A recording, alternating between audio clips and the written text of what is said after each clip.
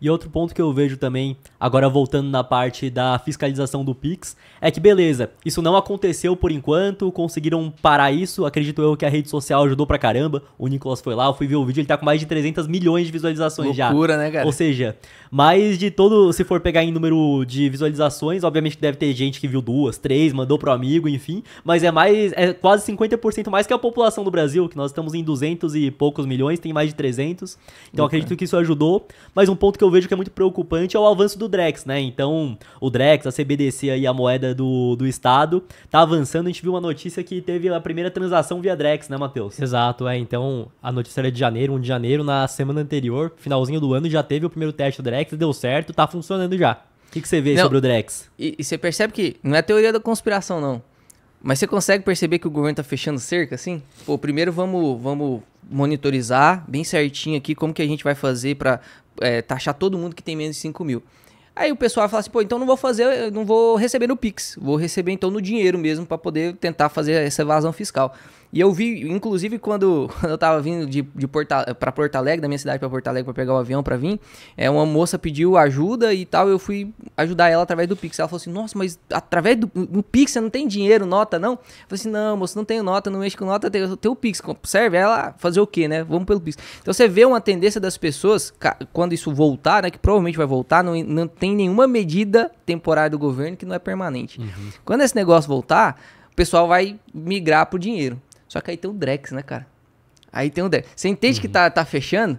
Então, cara, o meu maior medo, e eu já falei isso pro André, o pessoal ri, mas o meu maior medo é o pessoal realmente aprovar o Drex, e aí já é uma coisa que tá funcionando, né? E não é uma coisa ruim. O problema é que ela concede muito poder ao governo. E aí, se você concede um poder a um governo que historicamente faz merda, o que a gente vai esperar, entendeu? Um governo que é autoritário, o que a gente vai esperar? Mesmo que esse não faça nada, e os próximos que assumirem? A gente fica à mercê de confiança, de um cara que pode ser autoritário, né? De um banco central que pode ser autoritário, de um governo que pode ser autoritário. Aí o cara, já pensou, você recebe seus dividendos aí que você ralou pra caramba, você virou muita noite, tem gente que não trabalha e tal. O cara lá, o motoboy, que tá trabalhando pra caramba, entregando, aí ele investe o dinheirinho dele, e aí o pessoal agora, você vai receber em Drex, né? Quando for aprovado, aí você vai receber seus Drex lá de dividendos, e aí, que é a mesma coisa do real, é só digital. Hoje já existe, basicamente a gente já tem 80% do dinheiro digital. Só vai chamar Drex e aí é um contrato diferente que a gente pode até falar depois aqui. Mas imagina, você recebe seu dividendo e aí o governo fala assim, ó, você só pode usar como renda pra você comprar livremente o que você quiser, só 30%. Os outros 70% a gente vai ter que deixar parado na sua conta para poder fazer auxílio moradia, para poder fazer auxílio não sei o quê, vai ter que ficar tipo um FGTS. Ou então, carne você só pode comprar 10%. Café só 5%. Aí quebra minhas pernas, né, cara? Aí o café não pode. Não, o café não dá, cara. O que eu vejo é que qualquer coisa que o governo vá querer colocar na sociedade para ter mais controle, ele inicialmente faz de uma forma que as pessoas acham que é extremamente benéfico. Então, por exemplo, o próprio Pix, ele iniciou e todo mundo gostou pra caramba, porque a transação é instantânea, você não paga taxa nenhuma, então aquilo que antes você recebia no dinheiro, hoje você recebe via Pix, é mais, entre aspas, seguro. Então você vai numa 25 de março que tem até hoje, né, bastante assalto. Você vai com dinheiro, você fica mais inseguro. Você vai agora com o celular bem guardadinho lá, você não tá levando dinheiro, você consegue pagar no Pix normal. O Drex eu vejo que vai ser o seguinte, já teve a polêmica toda do Bolsa Família e as bets, né, então... Isso. Praticamente era um terço, né? De 15 bi, 3 foi pra Bet. Então, loucura. 20% do dinheiro que foi distribuído em Bolsa Família foi pra Bet. E aí isso revolta qualquer um. Qualquer pessoa, trabalhador de bem, olha isso e pensa, calma lá, o governo tá distribuindo e as pessoas estão gastando com aposta? Eu tô pagando imposto, ele tá recebendo lá o auxílio, e esse auxílio que ele recebe, ele vai lá apostar. Aí vem o Drex, eles chegam e falam, não, calma lá, porque agora com o Drex... Quem tá recebendo dinheiro do Bolsa Família não vai mais poder gastar aqui com o CNPJ que o KNAI tá relacionado à aposta. Só vai gastar com comida. E aí o que vai acontecer? A população vai chegar e vai falar, não, tá certo. Vamos aprovar esse negócio. Vamos aprovar, vamos aplaudir isso daí, porque agora o cara que recebe Bolsa Família não vai mais conseguir, porque o Estado está cuidando dele. Mas aí mais pra frente vai lá, igual surgiu que agora foi revogado a fiscalização do Pix acima de 5 mil, aí chega o Drex, não, que a partir de agora, sei lá, tem uma nova pandemia, para as pessoas não saírem de casa, você só pode gastar em lugares que estão a 5 km o raio de distância para você não poder mais. Ah não, que para você conseguir, igual tem na China, né, o score social, sair de uma cidade para outra e gastar, você tem que ter um certo score, se você não tiver, você não pode sair. Então eu vejo que tudo o Estado começa e coloca como algo que vai ser benéfico e depois ele vai colocando a parte ruim, depois não é vai sempre... piorando, né? Depois vai piorando. Pô, o dinheiro pode, os caras podem colocar até pro seu dinheiro expirar. Aí imagina em um momento que a gente chega, isso é muito, provavelmente isso não vai acontecer no Brasil, mas imagina uma população japonesa que lá a gente tem deflação lá. Então a economia quer ser estimulada, o governo quer estimular a economia lá, por isso que o juro é negativo. Aí imagina isso acontecendo aqui com o Brasil e você tendo uma data de expiração do seu dinheiro, você tem que ir lá e comprar alguma coisa, porque senão seu dinheiro em um mês vai expirar. Aí você quer guardar, investir, fazer alguma coisa, não pode, tem que consumir. Imagina, realmente assim é um controle imenso, eu tenho medo do que pode acontecer. Não acho que o Drex é ruim, pô, vai facilitar pra caramba. Você vai comprar um carro, é muito menos burocrático, você vai comprar uma casa, é muito menos burocrático, né? Contrato, igual na blockchain, fica muito seguro e tal. Você consegue rastrear tudo. Isso aí é muito bom, mas tem os seus lados negativos. E aí eu não me lembro quem que eu escutei falando isso, cara, mas eu achei genial a frase. A gente vive numa Constituição de 1988, tem muita coisa lá desatualizada, tem muita coisa lá que precisa ser mudada. Então, antes dessas aprovações assim que podem mudar a vida de todo mundo, cara, talvez não só um decreto de lei que pode ser retirado depois, mas algo constitucional. Por exemplo, o teto de gastos que o Temer assumiu lá era para durar 10 anos, era para durar até 2026. Não durou 2, né? Já virou o arcabouço fiscal, já depois trocaram depois. Quebraram. Né? Então, imagina, hoje fala que o Drex vai ser utilizado, mas ele não vai ter o controle, é só para poder realmente facilitar tudo, para poder ter fiscalização, para cobrar um imposto mais direitinho e tal. E depois, entendeu? E depois, daqui 2 anos, será que vai continuar assim?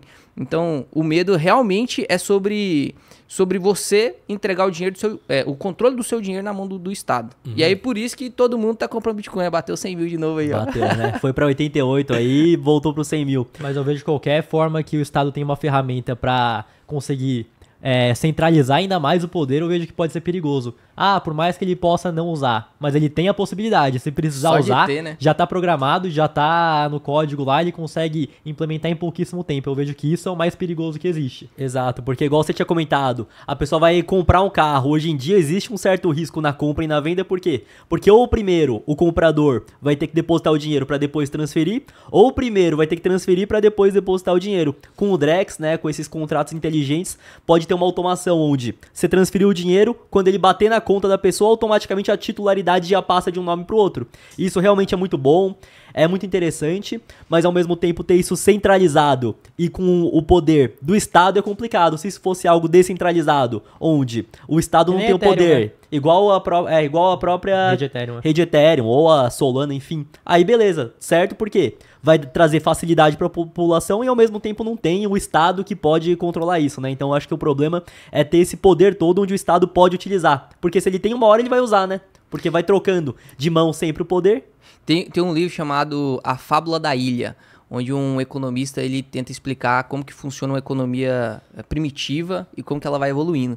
E quando o governo, o Estado, né? Porque o governo é só quem controla o Estado. Então, o governo somos nós que escolhemos, nós somos o governo, porque a gente que escolhe o governo e a gente tem o poder de tirar o pessoal de lá e tal, né? Pelo menos essa é o que rege a democracia, né?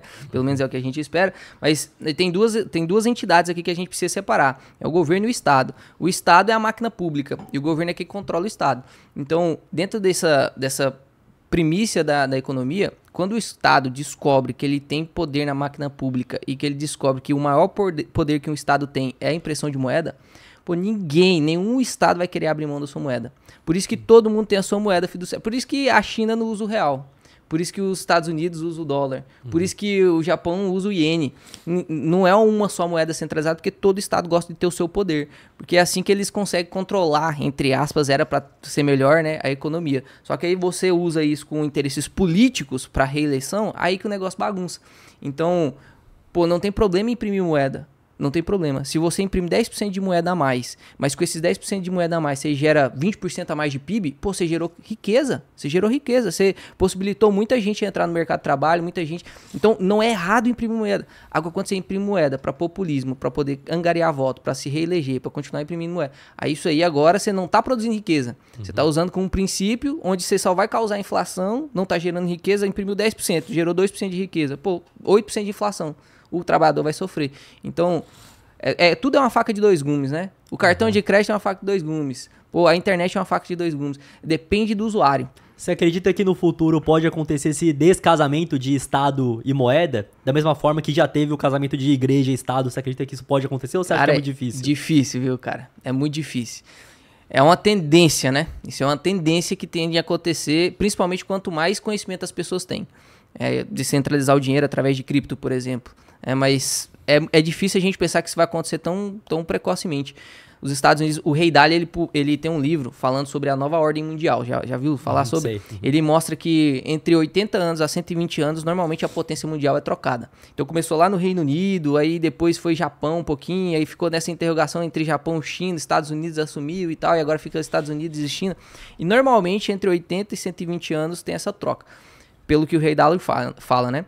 Hoje a gente vive num planeta onde tem um xerife, que é os Estados Unidos, né? E graças a Deus que os Estados Unidos é o xerife, que se fosse a China, nós tava lascado, né?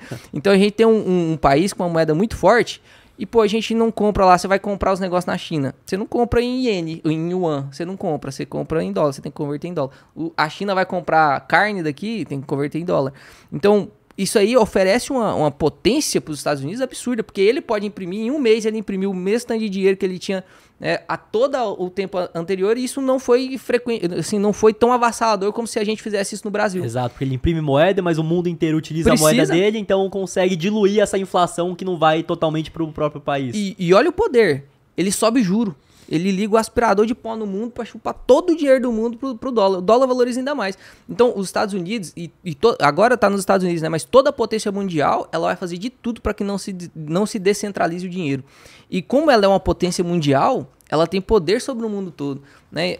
Subiu ali... Ontem teve um anúncio de diminuição da inflação lá nos Estados Unidos, e aí eles oficializaram que vão diminuir 0,25 de juros lá nos Estados Unidos. O que aconteceu com a bolsa ontem? Subiu 2,4. Então, cara, você consegue perceber o reflexo da economia americana em todo o planeta.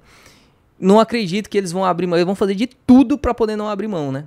Inclusive agora, com essa eleição do Trump, a gente viu aí o quanto ele... E ele foi inteligente pra caramba, né, cara? Porque ele foi pró-cripto, assim, muito estrategicamente. Você acha que isso foi o determinante pra ele conseguir vencer a eleição? Porque, se eu não me engano, ou é 20% ou 30% da população que 33%, cara. Uhum. Ele, era básico isso. Ele abriu lá, www.coinbase.com. Aí ele olhou lá quantas pessoas nos Estados Unidos têm cripto. 33% da população americana tem cripto. Pô, você pró-cripto. 33% das pessoas que estavam indecisas provavelmente vão votar no cara agora. E lá o cara nem é obrigado a votar ainda, então ele pensa, pô, não ia votar não, mas o cara é pró-cripto aqui, eu tenho cripto, eu vou votar nele lá, vou sair de casa, vou votar no cara. Exato, por isso que o Brasil é assim, cara. Mais de 33% tem Bolsa Família. Uhum. Então, qual que é mais fácil? Vai ter mais Bolsa Família. Qual que é mais fácil? Você ser um governo populista ou você ser um governo que fala, eu vou entrar, eu vou cortar gasto, eu vou fazer reforma trabalhista, eu vou fazer reforma previdenciária. Ou daqui 10 anos vai estar voando o Brasil. Mas agora nós vamos sofrer. O que você acha que se elege? Principalmente para essas pessoas que têm uma preferência temporal, assim, muito no curto prazo. Não tem como, né, cara? Não é difícil. Não é o que tem a melhor proposta, sempre é o mais popular mesmo. E o mais popular é aquele que vai agradar mais a população no curto prazo, né? Acaba sendo... E vai prejudicar a economia. E aí acaba virando aquele jogo de rico contra pobre. Enquanto, na verdade, deveria ser todo mundo contra o governo. Não contra, porque ele deveria ser o nosso amigo, né? Mas quando ele faz coisa errada, é todo mundo contra ele, pô. Nós colocamos vocês lá. Então... É justamente uma narrativa construída para colocar massas uma contra a outra. E aí o mais prejudicado é o trabalhador honesto. Porque tem os caras que ganham Bolsa Família. Tem os caras que são ricos. Pô, você, eu, o Matheus, se subir a picanha R$10, nós vamos continuar comendo picanha. Graças a Deus agora eu tenho esse poder. Mas e a pessoa que precisa de R$10 para comprar carne moída? Então a pessoa que é honesta, que está ganhando lá um salário mínimo no CLT, ele não é elegível para ganhar os auxílios. E ele não é rico. Então ele sente tudo na pele, cara. Porque ele não é favorecido. E ele sofre com tudo que tá acontecendo. Então esse cara, ele fica muito, mas muito agoniado com o que tá acontecendo e ele quer melhora pra ele. Então ele quer mais populismo. Ele quer, pô, não, tem que ser a favor do trabalhador, tem que ser... Então qualquer narrativa, e existe um livro chamado O Mercado é sobre Narrativa. E eu discordo. A vida é sobre narrativa, cara. A vida é sobre narrativa. Se eu chegar pra você e falar que um café é melhor que outro aqui, mesmo que ele seja pior, talvez pode ser que tenha a tendência de você achar que o pior café, só porque eu falei que era melhor, você sentia ele melhor mesmo. Então é tudo sobre narrativa. E as pessoas, com tão pouco conhecimento que eles têm, educação financeira tão assim, é triste de ver, né, cara? É realmente facilmente convencida por fatos e narrativas erradas. Que até pra entender o básico é complicado pra pessoa. Então o cara tá preocupado em sobreviver, em pagar as contas dele, levar comida pra família. Exato. Aí ele nunca aprendeu, não, que eu tenho que declarar imposto, que ao invés de receber um CPF, eu posso abrir um MEI aqui e pagar a DARFzinha lá de menos de R$100 por mês. Esse mesmo cara, ele não consegue entender como funciona a economia e como é o principal motor que acaba influenciando a vida dele. Exato. E outra questão importante também, de narrativa, por exemplo, tava lá a polêmica um tempo atrás da escala 6x1. Aí ele fala, não, que é o cara que é pobre aqui, que trabalha contra o patrão. Quando na verdade o cara não entende que para contratar um funcionário CLT para ganhar um salário R$1.000, R$1.500, ele tá pagando quase R$3.000.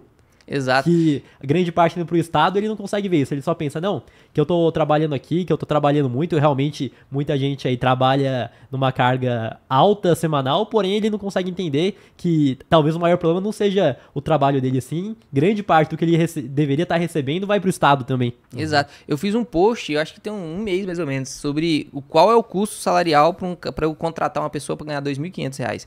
E eu vi que a gente chegou num resultado lá, tanto de custo para o empregador quanto para o empregado, no final era tipo R$5.428. E aí teve um comentário assim que eu fiquei assim pensando, meu Deus do céu, mas como que pode uma coisa dessa? Uma pessoa comentou assim, ó, mas pelo menos o governo está guardando dinheiro pro FGTS, ele está nos protegendo. Aí eu fico pensando, mas como é que tá... Imagina só, você ganha R$10.000. Aí eu vou falar assim, eu vou pegar R$3.000 seu pra te proteger e vou colocar pra render a 3%. Porque você não é capaz de administrar o seu próprio dinheiro e fazer as suas reservas, então eu vou te proteger e vou colocar em um investimento que tá lá no FGTS que não consegue nem corrigir a inflação, então eu vou te proteger dessa forma. Na verdade, o cara tá te dando um tiro e você não tá vendo, né, cara? Por que esse dinheiro... E aí é por conta da falta de educação financeira. Porque, pô, se a gente fosse lá nos Estados Unidos... Agora já tá 6.7, né? Eu lembro que eu falei esse dado há pouco tempo atrás, era 6.2. A cada 10 pessoas, 6.7 estão investindo. Aqui no Brasil, 2 a cada 100. Tem muito pouca educação financeira. Aí eles são convencidos por essas narrativas. Você não precisa do governo te defendendo, colocando lá no FGTS. Se ele te pagar R$120 a mais aí do seu salário mínimo, você investisse isso no Selic, cara. 3 cliques você consegue investir no Selic. Ia render 5 vezes mais. E as pessoas realmente caem nisso, né, cara? Vamos aumentar o FGTS agora. O patrão vai ser obrigado a pagar mais FGTS. Opa, boa, vamos lá. E outro ponto também é que, igual, falaram em, entre aspas, taxação do Pix, mas não era taxação do Pix, era fiscalização, já avisando antes pra essa live aqui não cair, né, Matheus? Mas, enfim, as pessoas já ficaram loucas. Não, como assim? Vai taxar o Pix, enfim.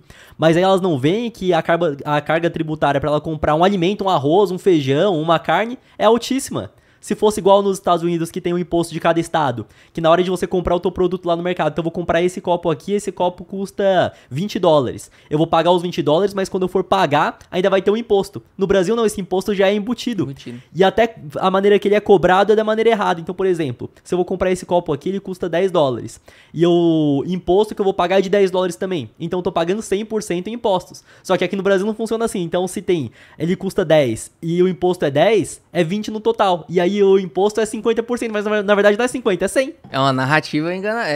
A cerveja, 80% de imposto de renda, né? Os caras colocam o tabaco, o cigarro, 80% de imposto de renda. Aí você vai lá, vai pagar R$10 na carteirinha de cigarro, você pensa que o imposto é 80%, que é 8%. Mas na verdade não, é 8 sobre 2, que o preço é 2. É 400% de imposto sobre o consumo, cara. Até na hora de cobrar, eles fazem a narrativa, né? Nossa senhora, cara. E assim, não tem problema cobrar imposto. Não tem problema nenhum cobrar imposto, cara. Eu sou totalmente a favor de impostos, inclusive impostos sobre renda. Você vai aumentando a renda, o cara tem que pagar mais imposto, porque ele tem que contribuir com a sociedade mesmo. Infelizmente, a gente não tem nem todo mundo é altruísta. Então, o bilionário lá, não é todo bilionário que vai voluntariamente ajudar quem precisa. Então, concordo que precisa ter taxação de rico mesmo. Só que de maneira progressiva, de acordo com a renda, porque senão você vai desestimular bilionário a existir. né? Você vai tirar o bilionário do seu país. Fuga de cérebro no Brasil já tá acontecendo pra caramba. E aí, você tem que tirar esse imposto sobre consumo, né? Tem que tirar esse imposto sobre consumo. O maior problema do Brasil, a gente já tem uma taxação, uma arrecadação de impostos, nominalmente falando, de 33% do PIB. É muita coisa, cara. Você pega assim e seleciona os países do planeta que tem taxação de 33, nominalmente falando, do PIB, pô, dá 5 países.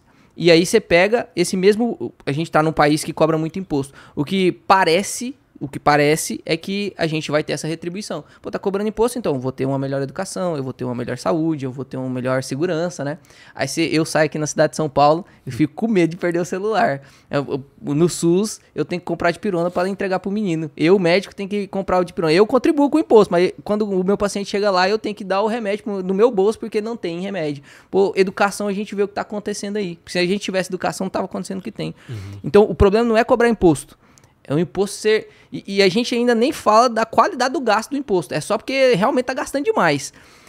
Se tivesse uma qualidade de vida igual Suécia, igual Finlândia, lá cobra um imposto pra caramba também. Só que lá o IDH é muito próximo de 9. Aqui nosso IDH tá muito baixo. Então, não é sobre cobrar ou não o imposto, é sobre gastar. Como que gasta esse dinheiro, né? E pra você que quer comprar criptomoedas ou investir no exterior, a parceira aqui do podcast é a Quantifury, corretora internacional 100% taxa zero. E fazendo seu primeiro investimento equivalente a $50, você ainda ganha uma recompensa em Bitcoin. É só escanear o QR Code que tá aqui na tela ou clicar no link da descrição.